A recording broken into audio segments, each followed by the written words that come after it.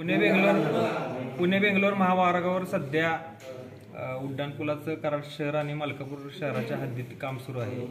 तर या उड्डाणपुलाच्या कामासंदर्भात परवा पत्रकार परिषद झाली। काही धनदाटगे उद्योजक यांनी पुलाच्या डिझाईनमध्ये बदल करून खूप अप्रोच रस्ता मागितला आहे। तर या धनदाटग्यांच्या दबावाला बळी पडून प्रशासनानं हायवे महामार्ग राष्ट्रीय महामार्ग प्राधिकरणाने बळी पडून कोणताही बदल करू नये। जे चाललंय काम ते नागरिकांच्या सुरक्षित दृष्टिकोनातून योग्य रीतीने चाललेलं आहे। तर यामध्ये कोणताही बदल करू नये। तर असा काही दबाव धनदाटग्याने करण्याचा प्रयत्न केलास तर आम्ही त्याला त्या ठिकाणी जाऊन त्याच दिवशी जशास तसं उत्तर देऊ। कराड शहरातील नागरिक दक्ष कराडकर, विश्व इंडियन पार्टी, महाराष्ट्र नवनिर्माण विद्यार्थी सेना, रिपब्लिकन पार्टी ऑफ इंडिया तसेच उद्धव बाळासाहेब ठाकरे शिवसेना त्यांचं पत्र माझ्याकडे आहे। वंचित बहुजन आघाडी असे सगळ्यांनी कराड शहरातल्या काही सुजाण नागरिक काय असोसिएशनची तुम्हाला आता नंतर पुढे 1-2 दिवसात तुम्हाला काय असोसिएशनने पाठिंबा दिलेला याच्यावर आवाज उठवलेला तुम्हाला ते पण समोर येईल। तर असे काय अप्रोच रस्ते देऊ नयेत आणि दिल्यास त्यास आम्ही कडाडून विरोध करू।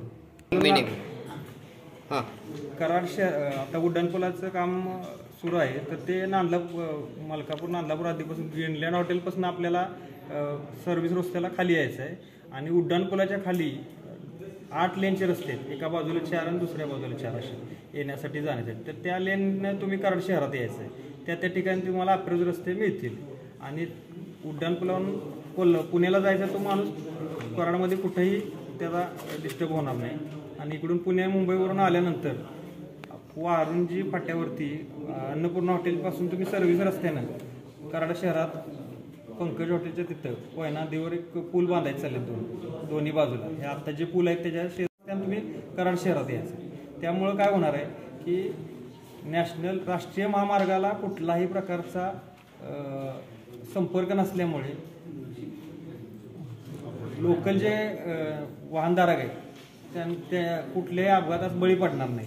जे आत्ता घडलं ह्याच्या मागं 15 वर्षात 20 वर्षात जेवढे अपघात झाले त्याची दक्षता सरकारने घेतलेली आहे। म्हणून तर हे काम चालू आहे। यात कुठलाही बदल करण्यात येऊ नये अशी आमची प्रामुख्याने मागणी आहे। आपल्या कराड शहरामध्ये आंतरराष्ट्रीय दर्जाचे उड्डाणपुलाचे 6 पदरीकरणाचे काम अत्यंत जोमाने सुरू असून यामध्ये काही ठराविक व्यावसायिक धनदांडगे आपल्या स्वतःच्या स्वार्थासाठी अप्रोच रस्त्याची मागणी करत आहे असे आमच्या कानावर आलेले असून आमची त्याला कडाडून विरोध आहे। याचे मुख्य कारण की अप्रोच रस्ते जर वेगवेगळ्या ठिकाणी दिले तर भरपूर प्रमाणात अपघात होण्याची शक्यता नाकारता येत नाही। भविष्यात देखील अप्रोच रस्ते देण्यामुळे प्रत्येकजण आपापल्या सर्व्हिस रस्त्यावर अप्रोच रस्त्याची मागणी करतील।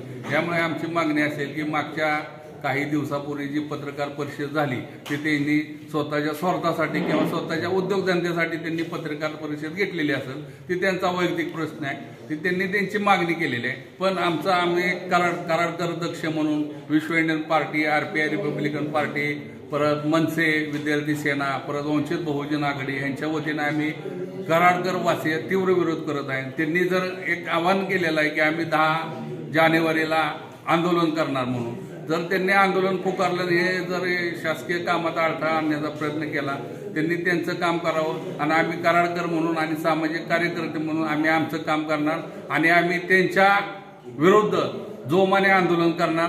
प्राण जाये पर वचन न जाये असं आम्ही संपूर्ण समाजासाठी संपूर्ण नागरिकांसाठी आम्ही आमचा लढा तीव्र करणार एवढीच दक्षता घेतो। परिषद झाली होती त्यामध्ये त्यांनी प्रामुख्याने कोल्हापूर नाक्यावरती ॲक्सेस मिळावा कारण जर आपण पाहिलं जर बघितलं तर कोल्हापूर नाका अतिशय चिंताजनक कारण तिथं अपघाताचं प्रमाण प्रचंड होतं। हा जो नव्याने जो ब्रिज बांधायचा चालला यामध्ये जे काय ट्रॅफिक असेल जे काही इतर सुरक्षेच्या दृष्टिकोनानं हा असा केंद्रीय सरकारच्या मार्फत हा जो ब्रिज चाललेला आहे त्याची पूर्ण दक्षता घेऊन माणसांना सुरक्षेच्या दृष्टिकोनातून अतिशय महत्त्वाची दक्षता घेऊन हा ब्रिज बांधण्याचं त्यांचं काम चालू आहे। तरी काही मंडळींनी